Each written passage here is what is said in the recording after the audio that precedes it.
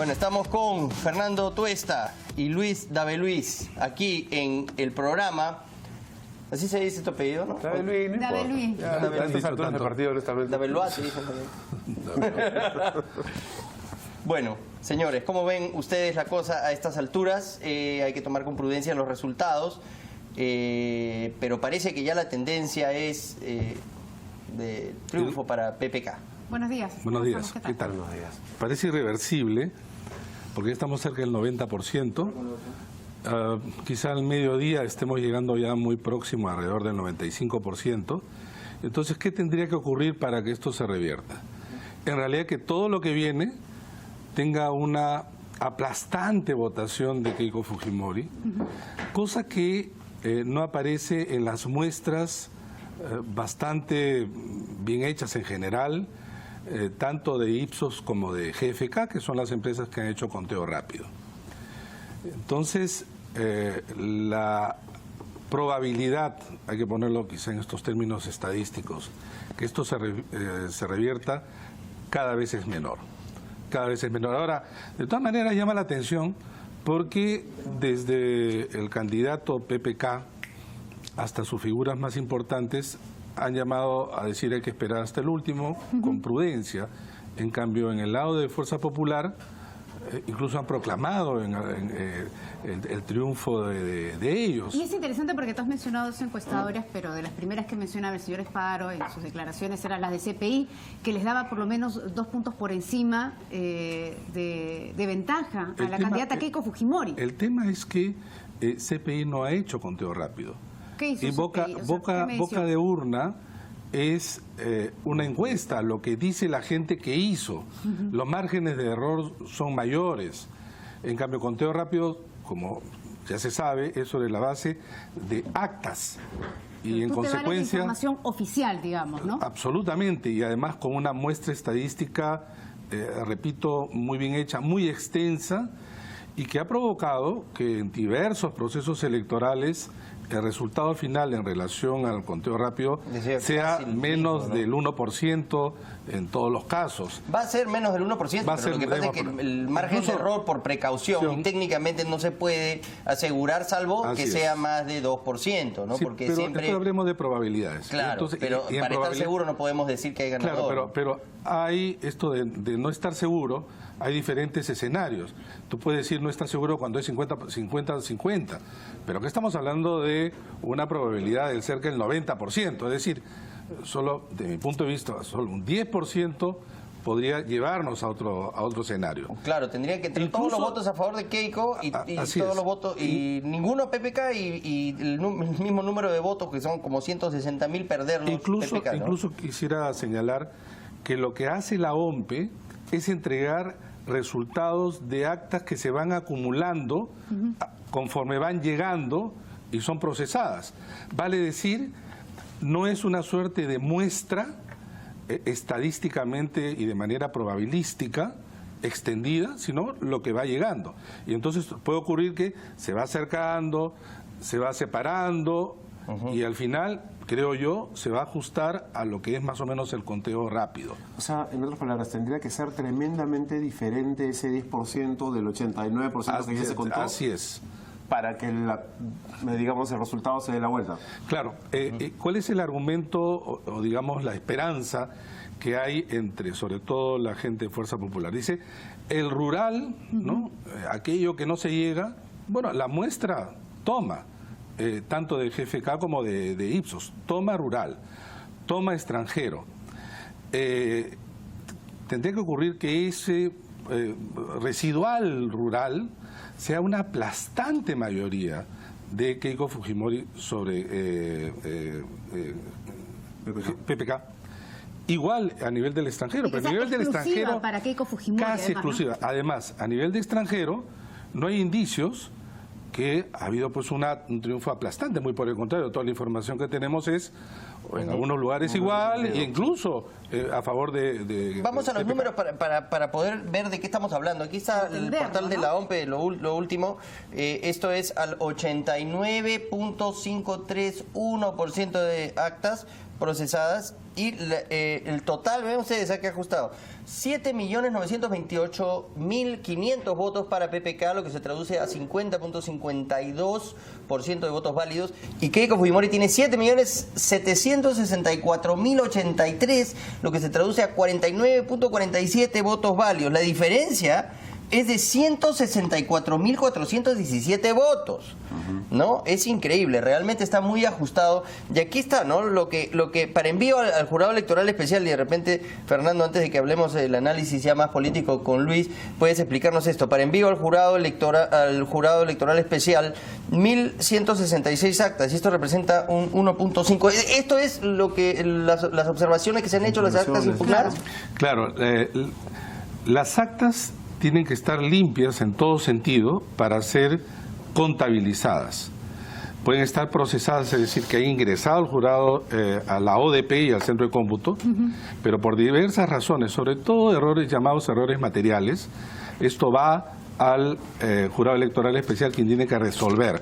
Ahora bien, un acta no quiere decir que esté en calidad de haber solicitado que se anule, ¿no? Como muchos decían el día de ayer, va a haber una campaña para anular actas. No tiene que ver, porque puede ser que un voto estuvo en discusión, un voto, y entonces esta acta ya no se puede incorporar por ese un voto, pero el resto de votos sí están contabilizados, sí están escrutados y van a los destinos de ambos candidatos, o nulos o blancos. Por lo tanto, no hay que especular diciendo, miren, falta 1.5% y esto podría voltear, ¿no? Claro. Y esto podría voltear. No, entonces estaríamos delante de ese 1%, de 100% para uno, o 90% para uno y 10% para otro. Hay que tener mucho cuidado, porque en general todo esto está distribuido, ¿no? No hay casos, cuando vemos por regiones, por ejemplo, ¿no? Tú dices el sur, promedio 65% para PPK, para el norte 60% para Keiko. Pero incluso así, imaginemos que en esa zona 60-40 no llegas, es muy difícil, tendría que ser de manera muy aplastante. Bueno, Luis, la semana última de las elecciones siempre termina pesando mucho en el resultado final, y en estas elecciones no ha sido diferente.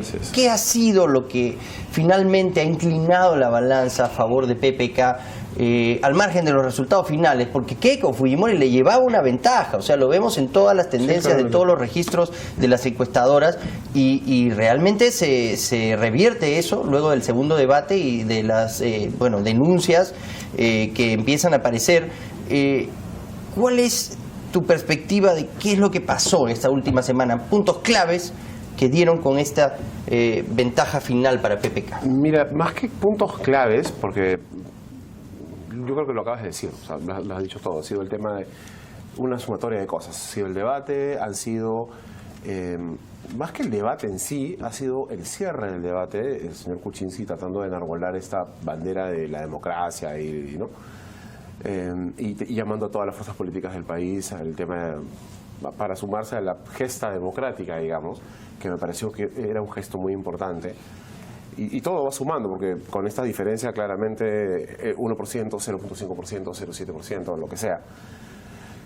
Pero más que todo esto, pienso que sí, el tema del audio, el tema del vicepresidente, con el vicepresidente, un audio manipulado por quien va a ser el vicepresidente, creo que e incluso el tema del señor Ramírez. ¿Pero qué efecto ¿no? tuvo eso en los votantes? Es decir, creo que es se vio que había nuevamente este halo de digamos, incorrección. De no deslindes, ¿no? Sí. En todo caso. me parece que sí. O sea, las viejas prácticas. Exactamente, me parece que sí, que es eso. Lo que pasa es que, a ver, a diferencia de la mayoría de periodistas, ¿no? que estamos de alguna forma sobreinformados todo el tiempo, la mayoría de las personas no termina de asimilar y de consumir la información a la misma velocidad ni de procesarla a la misma velocidad. O sea, no es su trabajo, evidentemente. Entonces, yo creo que eso ha ido calando poco a poco en la última semana y media, más allá de la última semana. ¿Tú crees que toma un poco más de tiempo, digamos, madurar esa noticia? Me parece que sí. Y que impacte. Me parece que sí, porque de otra forma, además, es inexplicable la vuelta, ¿no es cierto? Claro. Es en una semana una vuelta que ha sido paulatina, porque la hemos visto en las encuestas, digamos, privadas, en las que no se podían publicar aquí, pero que se publican en el extranjero.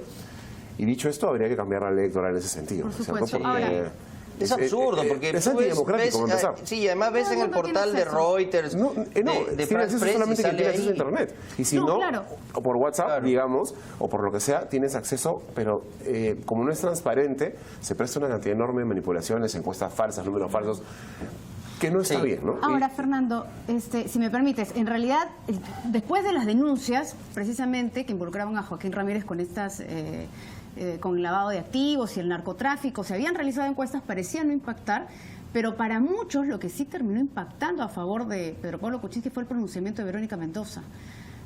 ¿Tú crees que eso fue realmente determinante, que esto logró el último peso, el último empuje que se requería para este bolsón de población que todavía no sabía hacia dónde ir? Yo creo que, como dice Luis, este es una combinación de factores. El que canaliza o el que permite, el que atiza, efectivamente es la denuncia, porque además no es cualquier denuncia, no es cualquier entorno, es el secretario general y luego arrastrado ¿No? con José Klimper, que lleva además a una situación muy particular y que pone en duda a todo lo hecho por Keiko Fujimori. Primero lo defiende, luego lo niega, lo minimiza y termina por hundirse. Todo lo que había hecho bien su tarea, digamos, Keiko Fujimori, termina restándole absolutamente todo. Miren, esta campaña y este recorrido por el sur, que fue impactante, tremendo, 3.000 kilómetros recorrido, tú veías a una candidata intensamente comprometida con la campaña, no le ha resultado nada, ha terminado aplastada en el sur. En todos aquellos sectores donde pensaba que iba a lograr, no tuvo, digamos, el éxito esperado. Lima, que en algún momento se había inclinado para Keiko, regresa para PPK, que es de alguna manera quien también inclina la balanza. A eso se le agrega lo que tú señalas, digamos, en ese mismo momento, y quizá también empujada por las circunstancias, Verónica Mendoza decide ya abiertamente, y no esta suerte de adivinanza, no confusa, que había tenido en su mensaje anterior, y que a eso le da un dinamismo a la marcha del 31, sobre todo en Lima, ¿no? Esta marcha fue impactante, pero también hay que decir que el propio PPK, estimulado, y además en un contexto de recarga, se siente que él cambia de actitud. Y el debate, no en sí mismo, sino en este contexto, lo hace más firme. No sé si ustedes habrán escuchado esta frase que a mí me ha quedado ya como eco justo ayer de unas jornadas tan largas. No sé si ustedes habrán escuchado esta frase que a mí me ha quedado ya como eco justo ayer de unas jornadas tan largas, cuando la gente decía a otro, ¿no? Hay que votar porque cada voto vale. Nunca más certero con cada voto vale, como ha ocurrido ahora, porque cada voto está valiendo, ¿no? Digamos, una llegada de fotografía que nos tiene todavía en vilo, ¿no? En parte. Por eso ha sido tan elocuente el voto ausente de Kenji, ¿no? ¿Cómo la ves? Es un misterio en realidad, ¿no? Porque tiene tantas interpretaciones, o sea, en realidad podría ser desde que realmente no se sintió bien y se quedó en su casa, que es perfectamente entendible. El desayuno, le habría hecho. Claro, él estuvo en el Las desayuno. tostadas quemadas. Se comió la tostada quemada. Entonces, no solo eso, no. ¿Has visto otra vez, Andrés? O podría... Mira, es muy buena. Nosotros ya lo comentamos, pero es genial. A ver. Él era el Pepe Cuy. Por fin se develó el misterio de quién se ponía el traje de Pepe Cuy. Eso está dentro de la... Pero es un posibilidad, gesto. ¿no? Es un Es un gesto, ¿no? contundente. Porque incluso si es que siendo el hermano, siendo tu candidata, digamos, ¿no? Tú yendo al desayuno a señalar que tienes que ir a votar, incluso si te hubieras sentido mal, el gesto de ir a votar ya también era un gran gesto, ¿no? Estando mal. Es importante Dice porque mucho. sí, porque además, o sea, es el congresista más votado del Perú, ¿cierto? O sea, sí tiene un arrastre importante. Sí representa un ejemplo, una figura a seguir dentro del fujimorismo. el hecho de que no haya ido a votar pues es elocuente, ¿no? Otra vez, podemos ensayar todas las explicaciones del caso y van a ser todas especulaciones, pero definitivamente sí, yo creo que puede haber tenido algún efecto, pero sí marginal. O sea, no, pero a nivel organizativo, el partido en sí, esta última semana se desmoronó, no habían voceros. Klimper era el gran vocero que había asumido, ¿no?, las riendas del partido y lo estaba haciendo bien, tenía peso. Si tú te diste cuenta, y él quedó pues desacreditado luego del problema de este audio falsificado, editado maliciosamente y se quedaron sin respaldo, ¿no? Si tú te das cuenta, a lo largo de la campaña, salvo en el caso aislado del señor Becerril, que de vez en cuando siempre dice alguna cosa cuando se le pregunta o por Twitter, cada vez que ha habido algún exabrupto de parte del equipo de Fuerza Popular, desde la señora Chacón hasta el señor Klimper, pasando por el propio Kenji Fujimori, aparece el exabrupto y de pronto desaparece del ojo público, digamos, lo esconden, sí. ¿No es cierto? Lo mismo con el señor Joaquín Ramírez, cuando él sale a explicar cuál era su posición con un logo gigantesco de Keiko detrás de él, leyendo un papel casi al estilo del señor César Acuña. Parecía hasta ese momento que había pues un respaldo partidario del aparato detrás de él, y luego renuncia o suspende su participación y desaparece del ojo público. Entonces, sí, pues se fueron quedando sin voceros, se fueron quedando sin gente. Y después desapareció todo el partido. partido. Y al final quedó Espadaro. O sea, porque finalmente ha sido quien ha asumido la representación del partido. Incluso ayer, con la boca de urna de CPI diciendo nos dan 2%, el pueblo ya inició, nosotros ya ganamos, no sé qué. Sí, pero un poco menos, Galarreta, ¿no es cierto? Pero digamos que no son figuras tan fuertes. O sea, una cosa es que te represente el vicepresidente. Con dos vicepresidentes, la otra no tenía ninguno. Y va saliendo pues tus elegidos al Congreso, ¿no? Que son muchos, porque son 70 y pico, pero cuya representatividad sí está reducida en Lima, por ejemplo. O sea, no estamos hablando de alguien que representa a nivel nacional a todo el mundo. No, el señor Galarreta se eligió por Lima, la señora Alcorta también, el señor Espadaro también. No, él no fue a la reelección. ¿Espadaro no fue a la reelección? Pues, no fue a la reelección. Y ayer lo dijo, ¿verdad? Nos hizo acordar que no fue. Bueno, y entonces estaba guardado para un futuro gobierno, claro. ¿Para algún cargo? Seguramente. Él ayer lo recordó, ciertamente él no va a la reelección. Yo quería regresar al tema de Kenji.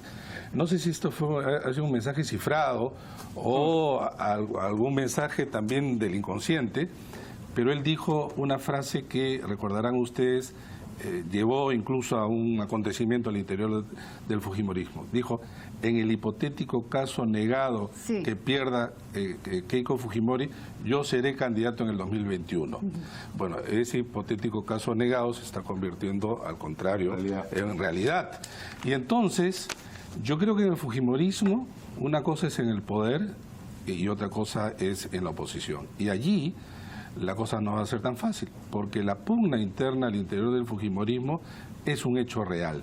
Y donde Kenji representa un sector, quizá el más ortodoxo, en la continuidad más clara en relación al padre, y con aspiraciones ciertamente legítimas.